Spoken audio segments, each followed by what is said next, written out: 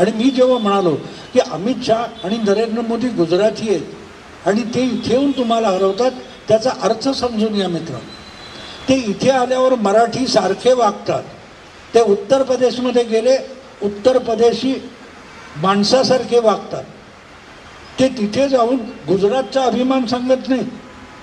हा फरक असतो की जेव्हा मोदी सांगतात की यहाँ से मेरा कर्नाटक से मेरा पुराना रिश्ता है, त्या माणसाने तिथे प्रचारक म्हणून काम केलेलं आहे.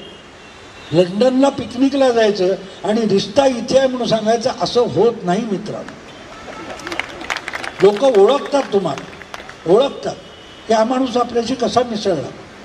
तर मोदींनी पळवलं म्हणणार, मोदींनी हरवलं म्हणणार. मग इंदिरा गांधी हरवत नव्हत्या, राजीव गांधींनी हरवलं नव्हतं. यशवंतराव 1984 निवडणुकीत नाकीत दम आला होता पहिल्यांदा यशवंतरावने. मग ते राजीव गांधी हे काय मराठी होते? मग तो मराठी अस्मितेचा अपमान नव्हता.